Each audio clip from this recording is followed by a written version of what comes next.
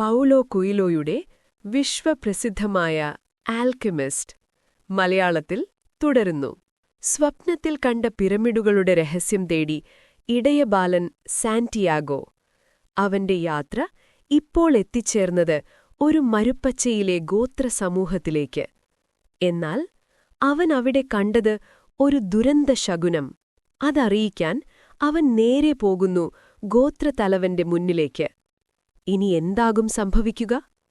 അവന്റെ യാത്രയ്ക്കു മുന്നിൽ കാത്തിരിക്കുന്നത് നിധിയാണോ അല്ലെങ്കിൽ വിധിയാണോ? കഥ തുടരുന്നു. കേൾക്കാൻ തയ്യാറാണോ നിങ്ങൾ? ആ മരുപ്പച്ചയുടെ ഒത്ത നടുവിൽ വലിയൊരു വെളുത്ത കൂടാരം. അതിന്റെ കാവൽക്കാരനായി ഒരു യോദ്ധാവ്. അയാളുടെ അരികിലാണവൻ ചെന്നു നിന്നത്. എനിക്ക് ഗോത്രതലവനെ അത്യാവശ്യമായൊന്ന് കാണണം. ഞാൻ കണ്ട ചില നിമിത്തങ്ങൾ ഇപ്പോൾ തന്നെ അദ്ദേഹത്തെ വിവരമറിയിച്ചേ പറ്റൂ. മറുപടിയൊന്നുമില്ലാതെ കാവൽക്കാരൻ കൂടാരത്തിനകത്തേക്ക് കടന്നു. കുറച്ചുനേരത്തിനു ശേഷം അവൻ വീണ്ടും പുറത്തുവന്നു. കൂടെ ഒരു അറബി യുവാവ്.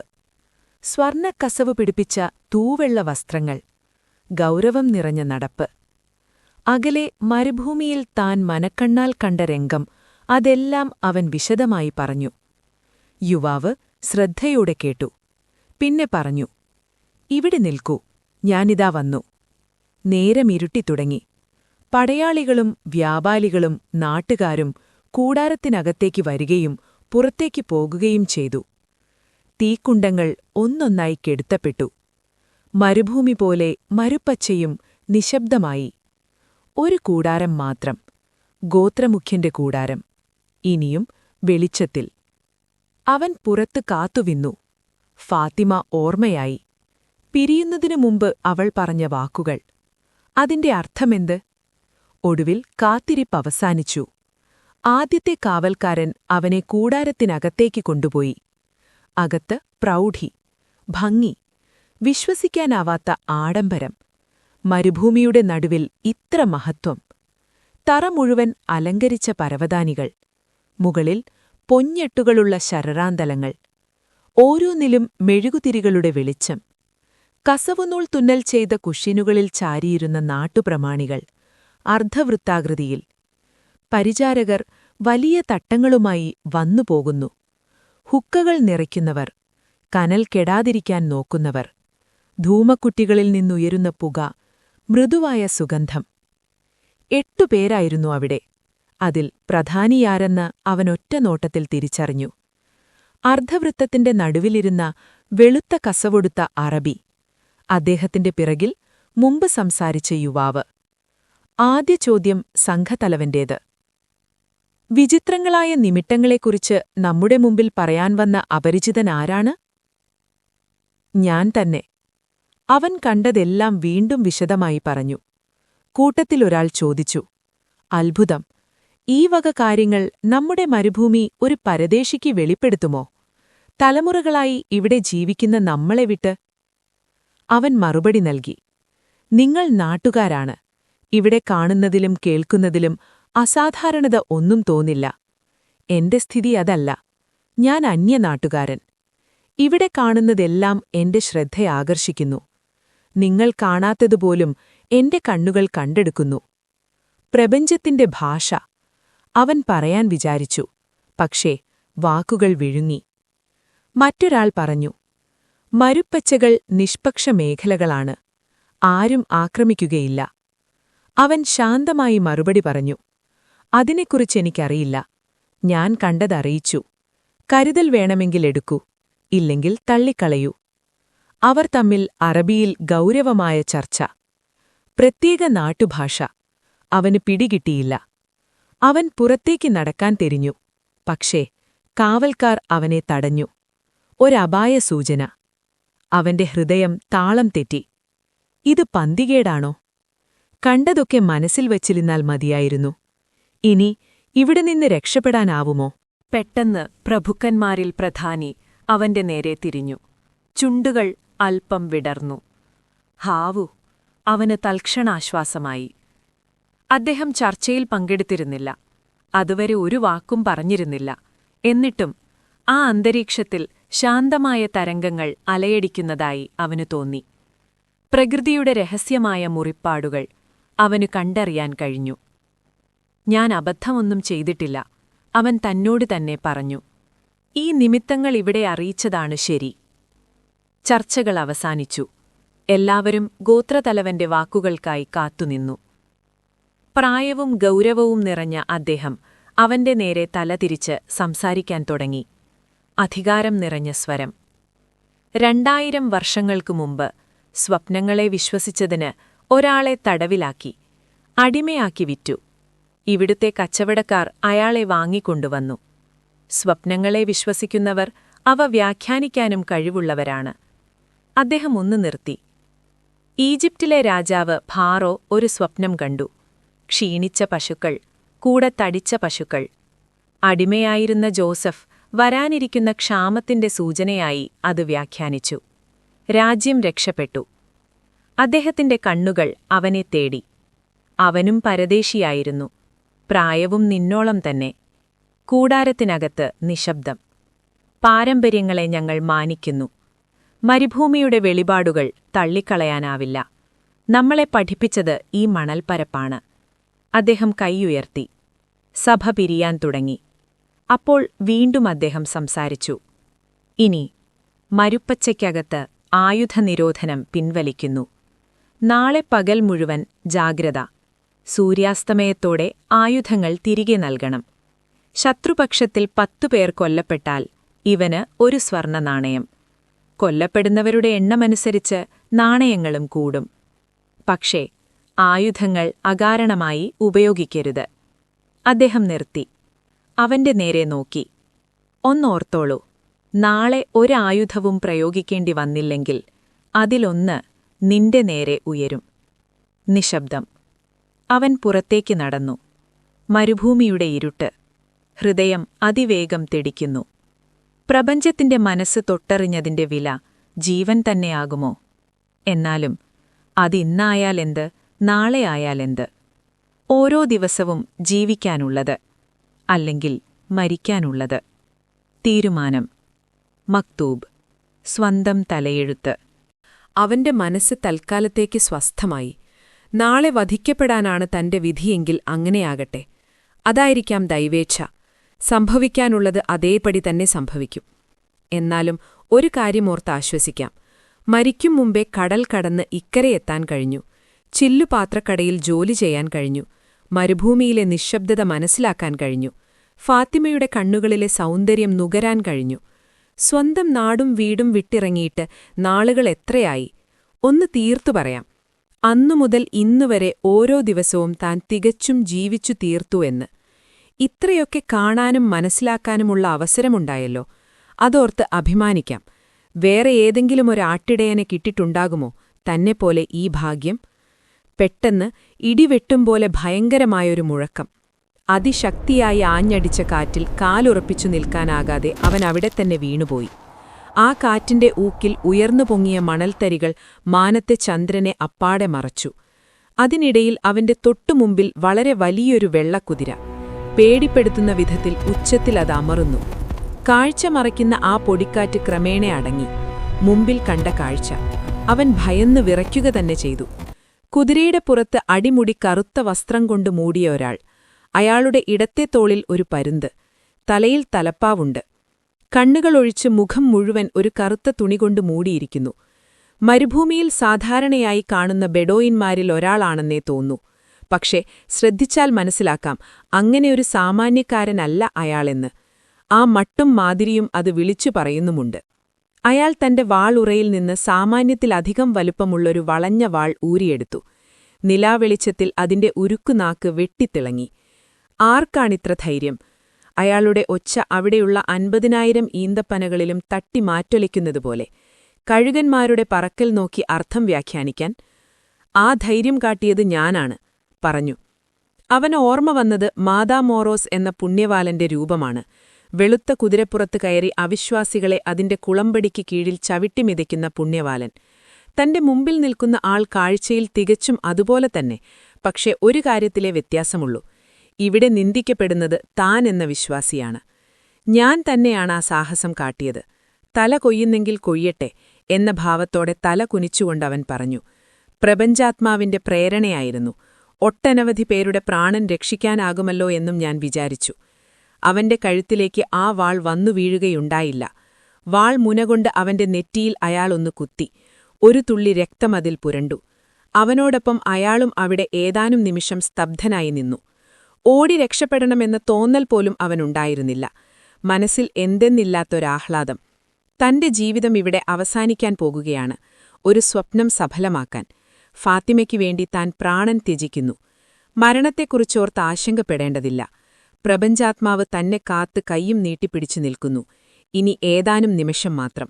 താനും ആ വിശ്വചേതനയുടെ ഒരംശമായി മാറും. നാളെ തന്റെ ശത്രുക്കളും വിശ്വചേതനയിൽ വിലയം പ്രാപിക്കും. കുതിരക്കാരന്റെ വാൾമുന അപ്പോഴും അവന്റെ നെറ്റിയിൽ തന്നെയായിരുന്നു. പറയൂ, കഴുകന്മാരുടെ പറക്കൽ കണ്ട് ഭാവി പ്രവചിക്കാൻ ഒരുമ്പെട്ടതെന്തുകൊണ്ടാണ്? പക്ഷികൾ കാട്ടിയ അടയാളം എനിക്ക് വ്യക്തമായി മനസ്സിലാക്കാൻ കഴിഞ്ഞു. ഈ മരുപ്പച്ചയെ അപകടത്തിൽ നിന്ന് രക്ഷിക്കണമെന്ന് അവ ആഗ്രഹിച്ചിരിക്കാം. നാളെ നിങ്ങളെല്ലാം ചത്തൊടുങ്ങാൻ പോകുന്നു. നിങ്ങളുടെ പക്ഷത്തുള്ളതിനേക്കാൾ വളരെയധികം പേർ അവിടെ മരുപ്പച്ചയിലുണ്ട്. എന്നിട്ടും തന്റെ വാൾ അവന്റെ നെറ്റിയിൽ നിന്ന് അയാൾ മാറ്റുകയുണ്ടായില്ല. ഈശ്വരന്റെ ഹിതം, അതു മാറ്റാൻ നീയാരാണ്? ആ സൈന്യങ്ങളെ സൃഷ്ടിച്ചത് ദൈവമാണ്. ഈ കഴുകന്മാരെ സൃഷ്ടിച്ചതും അദ്ദേഹം തന്നെ. പക്ഷികളുടെ ഭാഷ എനിക്ക് മനസ്സിലാക്കി തന്നതും അവിടുന്നാണ്. എല്ലാം ഒരേ കൈകൾ കൊണ്ട് സൃഷ്ടിക്കപ്പെട്ടവ. ഒട്ടകക്കാരന്റെ വാക്കുകൾ ഓർത്തെടുത്തും അവൻ വാ. അയാൾ മെല്ലെ അവന്റെ നെറ്റിയിൽ നിന്ന് തന്റെ വാൾ നീക്കി. അവന് മനസ്സിൽ അളവറ്റ ആശ്വാസം. അപ്പോഴും അവന് തോന്നിയില്ല അവിടെ നിൽക്കാതെ ഓടി രക്ഷപ്പെടണമെന്ന്. ഭാവിയെക്കുറിച്ച് എന്തെങ്കിലും വെളിപ്പെടുത്തുമ്പോൾ പ്രത്യേകം മനസ്സിരുത്തണം. അയാളുടെ സ്വരം, വിധിയുടെ കുറിമാനങ്ങൾ. ഒരാൾക്കും അവ മാറ്റാൻ സാധിക്കുമല്ല. ഞാൻ കണ്ടത് ഒരു പടനീക്കം മാത്രം. അതിന്റെ അവസാനം എന്താകുമെന്ന് ഞാൻ കണ്ടുകൊണ്ടിരുന്നില്ല. പേടി കൂടാതെ അവൻ പറഞ്ഞു. എന്തോ ആ മറുപടി അയാളെ തൃപ്തിപ്പെടുത്തി. അപ്പോഴും ഓങ്ങിപ്പിടിച്ച വാൾ ഉറയിൽ തിരുകിയിരുന്നില്ല. നിന്നെപ്പോലൊരു പരദേശിക്ക് ഈ മരുഭൂമിയിൽ എന്തു കാര്യം? പ്രത്യേകിച്ചൊന്നുമില്ല. അഥവാ ഞാൻ പറഞ്ഞാലും നിങ്ങൾക്ക് മനസ്സിലായെന്നും വരില്ല. ഞാൻ എന്റെ തനതായൊരു ലക്ഷ്യവും മുന്നിൽ കണ്ട് യാത്ര തിരിച്ചിരിക്കുകയാണ്. അയാൾ വാൾ ഉറയിലേക്ക് തിരുകി. അവന് ശ്വാസം നേരെ വീണു. ഞാൻ നിന്റെ ധൈര്യം പരീക്ഷിക്കുകയായിരുന്നു, അയാൾ പറഞ്ഞു. ആത്മധൈര്യം കൈമുതലായവർക്കേ പ്രകൃതിയുടെ മനസ്സറിയാൻ കഴിയൂ. അവന് അത്ഭുതം തോന്നി. സാധാരണയാർക്കും അറിയാത്ത കാര്യങ്ങളാണല്ലോ ഇയാൾ പറഞ്ഞുകൊണ്ടിരിക്കുന്നത്. നീ യാത്ര തുടരണം. ഇത്രത്തോളം വന്നില്ലേ, ഇനി വേണ്ടെന്ന് വെക്കരുത്, അയാൾ പറഞ്ഞു. മരുഭൂമിയെ ഇഷ്ടപ്പെട്ടോളൂ, പക്ഷെ അപ്പാടെ വിശ്വസിക്കരുത്. അവൾ ഓരോരുത്തരെയും പരീക്ഷിച്ചുകൊണ്ടിരിക്കും. ഓരോ ചുവടും ഓരോ വെല്ലുവിളിയായി കാണണം. കാലിടറിയാൽ പിന്നെ രക്ഷയില്ല. മരണം തന്നെ വിധി. അവന് തോന്നി ഇയാളും സംസാരിക്കുന്നത് ജ്ഞാനിയായ ആ വൃദ്ധ രാജാവിന്റെ ഭാഷയാണല്ലോ. നാളെ നീ മുൻകൂടി കണ്ടതുപോലെ ഒരു പോരാട്ടം നടക്കുമെങ്കിൽ, പകൽ കഴിഞ്ഞിട്ടും നീ ജീവനോടെ ഇരിക്കുന്നുവെങ്കിൽ എന്നെ വന്ന് കാണണം, അയാൾ നിർദ്ദേശിച്ചു. അതിനെവിടെയാണ് നിങ്ങളുടെ താമസം? അവന്റെ ചോദ്യം മുഴുവനാകും മുമ്പ് തന്നെ അയാൾ തന്റെ കുതിരയെ ഓടിച്ചു പാഞ്ഞുപോയി. എന്നാലും അവന്റെ ചോദ്യത്തിനു മറുപടിയെന്നോണം ചമ്മിട്ടിയേന്തിയ തന്റെ വലതുകൈ അയാൾ നീട്ടി. തെക്കോട്ട്. പെട്ടെന്ന് അവന്റെ മനസ്സുണർന്നു. കാര്യം വ്യക്തമായി. ഇതാണ് ആ ആൽക്കിമിസ്റ്റ്. പിറ്റേ ദിവസം നേരം പുലർന്നതോടെ ഏതാണ്ട് 2000 ഭടന്മാർ അൽഫയും മരുപ്പച്ചയുടെ നാനാഭാഗങ്ങളിലായി സ്ഥാനമുറപ്പിച്ചു. ഉച്ചയായപ്പോഴേക്കും 500ഓളം സൈനികരടങ്ങുന്ന ഒരു സംഘം ചക്രവാളത്തിനരികെ കാണാറായി. വടക്കുനിന്ന് കുതിരയെ സവാരി ചെയ്താണവർ വന്നിരുന്നത്. കാഴ്ചയിൽ സാധാരണ ഒരു യാത്രാസംഘം, സമാധാനപരമായ നീക്കങ്ങൾ. പക്ഷേ അവരെല്ലാവരും തന്നെ തങ്ങളുടെ നീണ്ട മേൽക്കുപ്പായങ്ങൾക്കടിയിൽ പലവിധത്തിലുള്ള ആയുധങ്ങൾ കരുതിവച്ചിരുന്നു. അവർ നേരെ കയറിച്ചെന്നത് ഗോത്രത്തലവന്റെ വെള്ളക്കൂടാരത്തിലേക്കാണ്. കുറുവാളുകളും കൈത്തോക്കുകളും ഏന്തി ആക്രമണത്തിന് തയ്യാറായി. പക്ഷേ ആ കൂടാരം തികച്ചും ശൂന്യമായിരുന്നു. കരുതലോടെ കാത്തുനിന്നവർ നിമിഷങ്ങൾക്കുള്ളിൽ ശത്രുക്കളെ വളഞ്ഞു. അരമണിക്കൂറിനകം ഒരാളൊഴികെ ബാക്കിയുള്ളവരൊക്കെ കൊല്ലപ്പെട്ടു. കുട്ടികളെ മുഴുവൻ കുറച്ചകലെയുള്ള ഒരു പനന്തോപ്പിലേക്ക് മാറ്റിപ്പാർപ്പിച്ചിരുന്നു.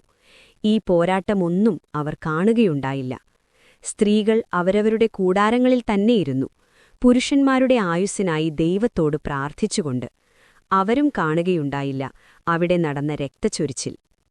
സാധാരണമെന്നു തോന്നിയ ആ ദിവസത്തിന്റെ അസാധാരണത്വം എടുത്തുകാട്ടിയത് ആ വെളുത്ത കൂടാരത്തിനു ചുറ്റും ചിതറിക്കിടന്നിരുന്ന ശത്രുക്കളുടെ ശവശരീരങ്ങൾ മാത്രമായിരുന്നു. ശത്രുപക്ഷത്തിന്റെ സേനാധിപൻ മാത്രമേ ജീവനോടെ ബാക്കിയുണ്ടായുള്ളൂ. അന്നുച്ചതിരിഞ്ഞ് നാട്ടുകൂട്ടത്തിനു മുമ്പിൽ അയാളെ കൊണ്ടുവന്ന് നിർത്തി. അവരയാളോട് ചോദിച്ചു, മരുപ്പച്ചകൾ ആക്രമിക്കാൻ പാടുള്ളതല്ല എന്ന നിയമം എന്തുകൊണ്ട് ലംഘിച്ചു എന്ന്. വേറെ ഗതിയൊന്നുമില്ലാഞ്ഞിട്ടാണ് എന്നായിരുന്നു അയാളുടെ മറുപടി. മരുഭൂമിയിൽ അനിശ്ചിതമായി നീണ്ടുപോകുന്ന യുദ്ധം, തിന്നാനും കുടിക്കാനും ഒന്നും കിട്ടാതെ പോരടിച്ച് തളർന്ന പടയാളികൾ. അവർ പ്രശ്നപരിഹാരമായി കണ്ട എളുപ്പവഴി, ഈ മരുപ്പച്ച കൊള്ളയടിക്കാം, വിശപ്പും തളർച്ചയും തീർത്ത് തിരിച്ചു ചെന്ന് യുദ്ധം തുടരാം. നാട്ടുകാർക്ക് കാര്യം മനസ്സിലായി. ആ പാവം പട്ടാളക്കാരനോട് അലിവും തോന്നി. പക്ഷേ മരുഭൂമിയിലെ നിയമം ലംഘിച്ചതിനുള്ള ശിക്ഷ അയാൾക്ക് കൊടുക്കാതെ വയ്യ. ഈ കുറ്റത്തിനുള്ള ശിക്ഷ നിന്ദ്യമായ മരണമാണ്. വെടിയുണ്ടയോ വാളോ ഇയാൾ അർഹിക്കുന്നില്ല. കരിഞ്ഞുണങ്ങിയ ഒരു പനന്തോപ്പിനു മീതെ അവർ അയാളെ കെട്ടിത്തൂക്കി. ജീവനറ്റ ആ ശരീരം എല്ലാവരും കാൺകെ ഒരു കയർത്തുമ്പിൽ കാറ്റത്ത് വട്ടം ചുറ്റി. ഗോത്രതലവൻ അവനെ ആളയച്ചു വരുത്തി. നേരത്തെ പറഞ്ഞതുപോലെ സമ്മാനമായി 50 സ്വർണ്ണ നാണയങ്ങൾ എണ്ണിക്കൊടുത്തു. അപ്പോഴും അദ്ദേഹം പണ്ടത്തെ ജോസഫ് എന്ന പ്രവാചകന്റെ കഥ ആവർത്തിച്ചു. നിനക്കിവിടെ തന്നെ നിന്നുകൂടെ ഈ മരുപ്പച്ചയിൽ, നമ്മുടെ ഉപദേഷ്ടാവായി? സൂര്യൻ അസ്തമിച്ചു. ആകാശത്ത് 4-5 നക്ഷത്രങ്ങൾ തിളങ്ങാൻ തുടങ്ങി. അവൻ തെക്കോട്ട് നടന്നു. കുറെ ചെന്നപ്പോൾ ഒറ്റ തിരിഞ്ഞു നിൽക്കുന്ന ഒരു കൂടാരം. അതിലെ കടന്നുപോയ ഒരു കൂട്ടം അറബികൾ അവനെ വിളിച്ചു പറഞ്ഞു, സൂക്ഷിച്ചോളൂ, ഭൂതപ്രേത പിശാചുക്കളുടെ വാസസ്ഥലം. അവനത് കാര്യമാക്കിയില്ല. അവിടെ തന്നെ കാത്തിരിക്കാൻ തീരുമാനിച്ചു. ചന്ദ്രൻ ഉദിച്ചു പൊങ്ങിയിട്ടേ ആൽക്കമിസ്റ്റ് അവന്റെ മുമ്പിൽ വന്നു കഴിഞ്ഞുള്ളൂ. കുതിരപ്പുറത്ത് കയറി തോളിൽ 2 ചത്ത കഴുകന്മാരെയും സൂക്ഷിച്ചവൻ അവന്റെ അരികിൽ വന്നു നിന്നു. ഞാനിവിടെയുണ്ട്, അവൻ പറഞ്ഞു. നീ ഇവിടെ വരരുതായിരുന്നു, അല്ലെങ്കിൽ നിന്റെ വിധി തന്നെയായിരിക്കും നിന്നെ ഇവിടെ കൊണ്ടെത്തിച്ചത്. ഗോത്രങ്ങൾ തമ്മിൽ യുദ്ധം നടക്കുന്നതിക്കിടയിൽ മരുഭൂമിയിൽ കൂടിയുള്ള യാത്ര അസാധ്യമാണ്. അതുകൊണ്ടാണ് ഞാനിവിടെ വന്നത്. അയാൾ കുതിരപ്പുറത്തു നിന്നിറങ്ങി കൂടാരത്തിനു നേരെ നടന്നു. കൂടെ ചെല്ലാൻ അവൻ ഓഘങ്ക്യം കാണിച്ചു. മരുപ്പച്ചകളിൽ സാധാരണ കാണുന്ന കൂടാരങ്ങൾ പോലെ തന്നെ. അവന്റെ കണ്ണുകൾ അവിടെ ആകെ പരതി. ലോഹമുരുക്കി സ്വർണമാക്കാൻ വേണ്ട പ്രത്യേകതരം ചുളകളോ ഉപകരണങ്ങളോ അവിടെനെങ്ങാനും ഉണ്ടോ എന്ന്. പക്ഷെ അങ്ങനെയൊന്നും കണ്ണിൽപ്പെട്ടില്ല. ഒരു മൂലയിൽ ഏതാനും പുസ്തകങ്ങൾ, അപ്പുറം മാറി ഭക്ഷണം പാകം ചെയ്യുന്നതിനുള്ള അടുപ്പ്, വിചിത്രമായ ചിത്രപ്പണികൾ ചെയ്ത ഒരു പരവതാനി നിലത്ത് വിരിച്ചിരുന്നു. ഇവിടെയിരിക്കൂ, അയാൾ അവനെ ക്ഷണിച്ചു. ആദ്യം നമുക്ക് എന്തെങ്കിലും കുടിക്കാം, പിന്നെ ഇവറ്റെ തിന്നാം. അവന് തോന്നി തലേന്ന് അവന്റെ കണ്ണിൽപ്പെട്ട ആ 2 കഴുകന്മാരും തന്നെയാണ് ഇപ്പോൾ ഇവിടെ ചത്തുകിടക്കുന്നത് എന്ന്. എന്നാലും അവനൊന്നും പറഞ്ഞില്ല. അയാൾ അടുപ്പ് കത്തിച്ചു. ക്രമേണ സുഖകരമായ ഒരു മണം അവിടെ എങ്ങും പരന്നു. ഹുക്കയുടെ പുകയ്ക്കേലും നല്ല ഒരു മണം. എന്നെ കാണണമെന്ന് പറഞ്ഞതെന്തിനാണ്? അവൻ ചോദിച്ചു. നിമിത്തങ്ങൾ അങ്ങനെ സൂചിപ്പിച്ചു. കാറ്റാണ് പറഞ്ഞത് നീ ഇവിടെ വരുന്നതെന്നും സഹായം വേണ്ടിവരുമെന്നും. കാറ്റ് പറഞ്ഞത് എന്നെക്കുറിച്ചാവാൻ വഴിയില്ല. എന്റെ കൂടെയുടെ വിദേശിയെ, ഒരു ഇംഗ്ലീഷുകാരനെ, അയാളാണ് നിങ്ങളെ അന്വേഷിച്ചു നടക്കുന്നത്. അതെനിക്കറിയാം. അയാൾക്ക് വേറെ പല കാര്യങ്ങളും ചെയ്തു തീർക്കാനുണ്ട്. ഏതായാലും അയാൾക്ക് വഴി തെറ്റിയിട്ടില്ല. മരുഭൂമിയെ കുറേശ്ശെയായി മനസ്സിലാക്കാൻ തുടങ്ങിയിരിക്കുന്നു. ഞാനോ? എന്നെക്കുറിച്ച് എന്താണ് പറയാനുള്ളത്? എന്തെങ്കിലും നേടിയെടുക്കണമെന്ന് ഒരാൾ പൂർണ്ണ മനസ്സോടെ ആഗ്രഹിച്ചാൽ ആ ആഗ്രഹം സഫലമാക്കാനായി ലോകം മുഴുവൻ അവന്റെ സഹായത്തിനെത്തും, ആൽക്കമിസ്റ്റ് പറഞ്ഞു. അവൻ അതിശയം തോന്നി. അന്ന് ജ്ഞാനിയായ രാജാവ് പറഞ്ഞ അതേ വാക്കുകൾ ഇന്നിവിടെ ഇയാൾ ഏറ്റുപറയുന്നല്ലോ. അവൻ അയാൾ പറഞ്ഞതിന്റെ പൊരുൾ പിടികിട്ടി. സ്വന്തം ലക്ഷ്യപ്രാപ്തിയിൽ തന്നെ സഹായിക്കാനായി ഇതാ വേറൊരാൾ കൂടി കൈനീട്ടിയിരിക്കുന്നു. ശരി, ഇനി ഞാൻ ചെയ്യേണ്ടതെന്താണെന്ന് നിങ്ങൾ എനിക്ക് പറഞ്ഞു തരും, ഇല്ലേ? എന്ന് കരുതണ്ട. അറിയേണ്ടതെല്ലാം നീ അറിഞ്ഞുകഴിഞ്ഞു. നിന്റെ നിധിയിരിക്കുന്നിടം ചൂണ്ടിക്കാണിച്ചു തരാൻ മാത്രമേ എനിക്കാവൂ. പക്ഷെ ഇവിടെ യുദ്ധം തുടരുകയല്ലേ? എനിക്കറിയാം മരുഭൂമിയിൽ എന്താണ് നടക്കുന്നതെന്ന്. ഞാൻ എന്റെ നിധി കണ്ടെത്തിക്കഴിഞ്ഞു. എനിക്കിപ്പോൾ സ്വന്തമായൊരൊട്ടകമുണ്ട്, സ്ഫടികക്കടയിൽ നിന്ന് സമ്പാദിച്ച പണമുണ്ട്, പുറമേ 50 സ്വർണ്ണ നാണയം വേറെയും. ഇത്രയൊക്കെ കയ്യിലുണ്ടെങ്കിൽ നാട്ടിൽ ചെന്നാൽ ഞാനൊരു പണക്കാരനാകും. പക്ഷെ ഇതൊന്നും തന്നെ നിനക്ക് പിരമിഡിനടുത്തു നിന്ന് കിട്ടിയതല്ലല്ലോ. അതിനെന്താ, എനിക്ക് ഫാത്തിമയെ കിട്ടിയല്ലോ. അതിലും വലിയൊരു നിധി വേറെ എവിടെ നിന്ന് കിട്ടും? അവളെയും കിട്ടിയത് പിരമിഡിൽ നിന്നല്ലല്ലോ. കുറച്ചു നേരത്തേക്ക് 2 പേരും ഒന്നും മിണ്ടിയില്ല. വീഞ്ഞു കുടിച്ചതോടെ മനസ്സിലൊരു ലാഘവം. ഭക്ഷണം കഴിഞ്ഞ് രണ്ടുപേരും കൂടാരത്തിനു പുറത്തു വന്നിരുന്നു. ചന്ദ്രൻ നല്ലവണ്ണം തെളിഞ്ഞു പ്രകാശിക്കുന്നുണ്ടായിരുന്നു. ആ നിറഞ്ഞ നിലാവെളിത്തിൽ നക്ഷത്രങ്ങൾ വല്ലാതെ മങ്ങിയതായി തോന്നി. ആൽക്കമിസ്റ്റ് പറഞ്ഞു, കുടിച്ച് രസിക്കണം. നാളെ പടക്കളത്തിലിറങ്ങേണ്ട യോദ്ധാവാണെന്ന് സങ്കൽപ്പിക്കുക. ഈ രാത്രി പൂർണ്ണമായും വിശ്രമിക്കണം. ഒരു കാര്യം ഓർമ്മ വയ്ക്കണം. നിന്റെ മനസ്സെവിടെയാണോ അവിടെ തന്നെയാണ് നീ തേടുന്ന നിധിയും. അത് തേടി കണ്ടുപിടിക്കേണ്ടത് നിന്റെ കർത്തവ്യമാണ്. അപ്പോഴേ നീ കണ്ടതും പഠിച്ചതുമൊക്കെ അർത്ഥവത്താകൂ. നാളെ ഈ ഒട്ടകത്തെ വിറ്റ് നല്ലൊരു കുതിരയെ വാങ്ങണം. ഒട്ടകങ്ങളെ വിശ്വസിക്കാൻ കൂടില്ല. യാതൊരു ക്ഷീണവും കൂടാതെ 1000 കാതങ്ങൾ അവൻ നടന്നോളും. പിന്നെ ഓർക്കാപ്പുറത്തൊരു ദിവസം വഴിയിൽ മുട്ടുകുത്തി വീഴും, ചാവും. കുതിരകൾ അങ്ങനെയല്ല. ക്രമേണയാണ് തവ തളരുക. നമുക്ക് മുൻകൂട്ടി കാണാൻ കഴിയും. പെട്ടെന്നൊരു ദിവസം വഴിയിൽ വീണ് ചത്തെന്നു വരില്ല. അയാൾ അവനു വേണ്ട നിർദ്ദേശങ്ങൾ നൽകി. പിറ്റേന്ന് രാത്രി അവൻ പറഞ്ഞതുപോലെ ആൽക്കമിസ്റ്റിന്റെ പാർപ്പിടത്തിലെത്തി. ഇത്തവണ കുതിരസവാരി ചെയ്താണ് ചെന്നത്. സ്വയം കുതിരപ്പുറത്ത് കയറി അയാളും തയ്യാറായി വന്നു. ഇടത്തെ ചുമലിൽ ഒരു പരുന്തിനെ ഇരുത്തിയിരുന്നു. നമുക്ക് പുറപ്പെടാം, അയാൾ പറഞ്ഞു. മരുഭൂമിയിൽ ജീവൻ തുടിപ്പുള്ള സ്ഥലം തിരഞ്ഞു കണ്ടുപിടിക്കണം. ജീവന്റെ അടയാളം കണ്ടെത്താൻ കഴിയുന്നവനെ നിധി കൈക്കലാക്കാനുള്ള യോഗ്യതയുണ്ടാകൂ. അവർ യാത്രയായി. വഴികാട്ടാൻ നിലാവെളിച്ചം മാത്രം. അവന്റെ മനസ്സിൽ വല്ലാത്ത ആശങ്ക. ഈ മണൽക്കാട്ടിൽ ജീവൻ തുടിപ്പുള്ള സ്ഥലം താൻ എങ്ങനെ കണ്ടെത്താൻ? മരുഭൂമിയെക്കുറിച്ച് അത്രയ്ക്കൊന്നും വിവരമില്ല താനും. തന്റെ പരിഭ്രമം അയാളോട് തുറന്നു പറഞ്ഞാലോ? വേണ്ട, ഉള്ളിലെന്തോ ഒരു ശങ്ക. അവർ ചെന്നു നിന്നത് ഒരു പാറക്കൂട്ടത്തിനരികെയാണ്. ഒരു നിമിഷം അവൻ ഓർമ്മ വന്നു. തലേന്നാൾ ഈ ഭാഗത്ത് വെച്ചാണല്ലോ താൻ ആ 2 പരുന്തുകളെ കണ്ടത്. പക്ഷെ ഇവിടെ ഇപ്പോൾ യാതൊരൊച്ചയും അനക്കവുമില്ല. എനിക്കറിഞ്ഞുകൂടാ, ഒടുവിൽ അവൻ തുറന്നു പറഞ്ഞു. ഈ മണൽപ്പരപ്പിൽ ജീവൻ ഒളിഞ്ഞിരിക്കുന്നിടം ഞാനെങ്ങനെ ചൂണ്ടിക്കാട്ടാൻ? എന്നാലും ഇവിടെ എവിടെയോ ജീവനുള്ള വസ്തു ഉണ്ടെന്ന് തീർച്ച. പക്ഷെ അത് കൃത്യമായിട്ടെവിടെയാണെന്ന്? ജീവൻ ജീവനെ ആകർഷിക്കും. ആ പറഞ്ഞതവന് മനസ്സിലായി. അവൻ കുതിരയുടെ കടിഞ്ഞാൺ അഴിച്ചുപിടിച്ചു. പാറക്കൂട്ടങ്ങളും മണൽക്കൂനകളും പിന്നിട്ട് കുതിര കുതിച്ചു പാഞ്ഞു. ആൽക്കമിസ്റ്റും തന്റെ കുതിരപ്പുറത്ത് അവനെ പിന്തുടർന്നു. അങ്ങനെ ഏതാണ്ട് അരമണിക്കൂറോളം. മരുപ്പച്ചയിലെ ഈന്തൽത്തോട്ടങ്ങൾ തീരെ കാണാതായി. മാനത്ത് തികഞ്ഞ വട്ടത്തിൽ തിളങ്ങുന്ന ചന്ദ്രൻ. ചന്ദ്രികയിൽ മണലിൽ കിടക്കുന്ന വെള്ളാരങ്ങല്ലുകൾ കൂടുതൽ ശോഭയാർന്നു. പെട്ടെന്നവന്റെ കുതിരയുടെ വേഗം കുറഞ്ഞു. ഇവിടെ ഏതോ ജീവികളുണ്ട്. അവൻ തിരിഞ്ഞ് ആൽക്കമിസ്റ്റിനോട് പറഞ്ഞു.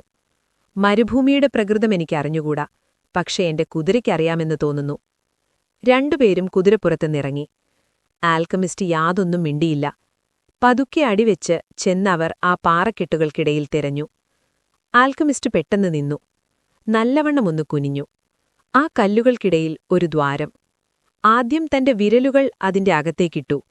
പിന്നെ കുറേശ്ശെയായി കൈ മുഴുവനും, തോളറ്റത്തോളം. അകത്തെന്തോ ഒരു ചലനം. കണ്ണിറുക്കി അയാൾ ആ ദ്വാരത്തിനുള്ളിലേക്ക് സൂക്ഷിച്ചു നോക്കി.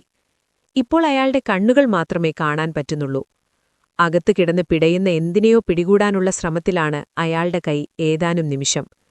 വല്ലാത്തൊരു ശക്തിയോടെ അയാൾ തന്റെ കൈ പുറത്തേക്ക് ആഞ്ഞു വലിച്ചു. അവൻ താൻ അറിയാതെ നടുങ്ങി. ആൽക്കമിസ്റ്റ് മണ്ണിൽ നിന്ന് ചാടി എഴുന്നേറ്റ് അയാളുടെ കൈയിലൊരു പാമ്പ് കിടന്നു പിടയുന്നു. അതിന്റെ വാൽ അയാൾ കൂട്ടിപ്പിടിച്ചിരിക്കുന്നു. ഇരുന്നിടത്തു നിന്നും ചാടി എഴുന്നേറ്റ് അവൻ അല്പം അകലെ മാറി നിന്നു. പാമ്പ് വല്ലാതെ ചീറ്റുന്നുണ്ടായിരുന്നു. പ്രാൺഭയത്തോടെ പിടഞ്ഞിരുന്നു. ആ ചീറ്റൽ അവിടുത്തെ നിശബ്ദതയെ ഭഞ്ജിച്ചു. അതൊരു കലിമൂർഖനായിരുന്നു. വിഷം തീണ്ടിയാൽ നിമിഷങ്ങൾ മതി ജീവൻ പോകാൻ. അയ്യോ, സൂക്ഷിക്കണേ, ഭയങ്കര വിഷമാണ്. അവന് വിളിച്ചു പറയാതിരിക്കാനായില്ല. പിന്നെ അവൻ തന്നോട് തന്നെ ചോദിച്ചു, അങ്ങനെ ഒരു പരിഭ്രമത്തിന്റെ ആവശ്യമുണ്ടായിരുന്നുവോ? എത്ര നേരം ആ മാളത്തിൽ കൈകടത്തി അയാൾ തപ്പിയതാണ്. അതിനിടയിൽ അതിന്റെ കടിയേൽക്കാതിരിക്കുമോ? എന്നിട്ടും ആ മുഖത്ത് യാതൊരു ഭാവഭേദവുമില്ല. ഇംഗ്ലീഷുകാരൻ പറഞ്ഞത് ഓർമ്മ വന്നു. ആൽക്കമിസ്റ്റിന്റെ വയസ്സ് 200 കഴിഞ്ഞിരിക്കുന്നു. സർപ്പവും വിഷവും ഒന്നും അയാൾക്ക് പുത്തിരിയാകാൻ വഴിയില്ല, തീർച്ച. അവൻ വെറുതെ നോക്കി നിന്നു. അയാൾ തന്റെ കുതിരയുടെ അടുത്ത് ചെന്ന് അതിന്റെ പുറത്തു തൂക്കിയിട്ടിരുന്ന സഞ്ചികളിലൊന്നിൽ നിന്ന് ഒരു കുറുവാൾ വലിച്ചെടുത്തു. അതിന്റെ മുനകൊണ്ട് മണലിലൊരു വൃത്തം വരച്ചു. കൈയിലിരുന്ന് പിടയുന്ന സർപ്പത്തിനെ ആ വൃത്തത്തിന്റെ നടുവിൽ കൊണ്ടിട്ടു. അതോടെ അതിന്റെ ചീറ്റലും പിടച്ചിലും നിന്നു. ഇപ്പോൾ തികച്ചും ശാന്തം. പേടിക്കണ്ട, ആൽക്കമിസ്റ്റ് അവനെ ആശ്വസിപ്പിച്ചു. ഈ വൃത്തത്തിൽ നിന്നത് പുറത്തു കടക്കുകയില്ല. ഏതായാലും ഈ മരുഭൂമിയിൽ നീ ജീവൻ കണ്ടുപിടിച്ചു. അത് തന്നെയാണ് എനിക്ക് വേണ്ടിയിരുന്നതും, ഈ നിമിത്തം. എന്താണിതിന് ഇത്ര പ്രാധാന്യം? പിരമിഡുകൾക്ക് ചുറ്റും മരുഭൂമിയാണ്, അതുതന്നെ. അവന് കൂടുതൽ ചോദിച്ചറിയണമെന്ന് തോന്നിയില്ല. പിരമിഡുകളെപ്പറ്റി കേൾക്കുന്നതേ മനസ്സിന് പ്രയാസമായിരിക്കുന്നു. തലേന്ന് രാത്രി മുതൽ തുടങ്ങിയതാണ് ഈ ആധി. നിധി കൈക്കലാക്കണമെങ്കിൽ യാത്ര തുടരണം. യാത്ര. അതിന്റെ അർത്ഥം ഫാത്തിമയെ വിട്ടുപോവുകയെന്നാണ്. നിന്നെ ഞാൻ ഈ മരുഭൂമി കടത്തിത്തരാം, ആൽക്കെമിസ്റ്റ് പറഞ്ഞു. വേണ്ട, എനിക്കെങ്ങും പോകണ്ട. ഞാനിവിടെ കഴിഞ്ഞുകൊള്ളാം, ഫാത്തിമയുടെ കൂടെ. അവളെ കവിഞ്ഞൊരു നിധി എനിക്ക് വേറെ കിട്ടാനില്ല. ഫാത്തിമ ഈ മരുഭൂമിയിൽ ജനിച്ചു വളർന്ന പെണ്ണല്ലേ? കാര്യം പറഞ്ഞാൽ അവൾക്കു മനസ്സിലാകും. പുരുഷന്മാരായാൽ യാത്ര പോകും, തിരിച്ചുവരും. അതൊക്കെ തികച്ചും സാധാരണം. അവളെ സംബന്ധിച്ചിടത്തോളം അവൾ കാത്തിരുന്ന നിധി കയ്യിൽ കിട്ടിയിരിക്കുന്നു. അത് നീ തന്നെ. ഇനി നിന്റെ ഊഴം. തേടിയിലങ്ങിയത് കണ്ടെടുക്കുക തന്നെ വേണം. അവളും ആഗ്രഹിക്കുന്നതതാകും. എങ്ങും പോകുന്നില്ല എന്നാണ് എന്റെ തീരുമാനമെങ്കിലോ? എന്നാൽ എന്തു സംഭവിക്കുമെന്ന് ഞാൻ പറയാം. ഒരു വിശദീകരണത്തിന് അയാൾ തയ്യാറെടുത്തു. ഗോത്രതലവന്റെ ഉപദേഷ്ടാവായി നീ ഇവിടെ കഴിയും. വേണ്ടത്ര ആടുകളെയും ഒട്ടകങ്ങളെയും വാങ്ങാനുള്ള പണം നിന്റെ കയ്യിലുണ്ട്. നീ ഫാത്തിമയെ വിവാഹം കഴിക്കും. 1 കൊല്ലം സുഖമായി കഴിയും. ഈ മരുഭൂമിയിലെ ജീവിതവുമായി പൂർണ്ണമായും ഇഴകിച്ചേരും. ഇവിടെയുള്ള 50,000 ഈന്തപ്പനകളെയും വെവ്വേറെ തിരിച്ചറിയാമെന്നാകും. അവയുടെ വളർച്ച നോക്കിക്കൊണ്ടിരിക്കെ നിനക്ക് ബോധ്യപ്പെടും, ലോകം നിരന്തരമായ മാറ്റങ്ങൾക്ക് വിധേയമാണെന്ന്. നിമിത്തങ്ങളെപ്പറ്റി പഠിപ്പിക്കാൻ മരുഭൂമിയേക്കാൾ യോഗ്യനായൊരു ഗുരുവില്ല. അങ്ങനെ ആ വിദ്യയിലും നീ വൈദഗ്ധ്യം നേടും. ഏതാണ്ട് 2ാമത്തെ കൊല്ലമാകുമ്പോഴേക്കും മനസ്സിൽ വീണ്ടും നിധിയുടെ ഓർമ്മ കടന്നുകൂടും. 1000 നിമിത്തങ്ങൾ അതിന്റെ നേരെ വിരൽ ചൂണ്ടും.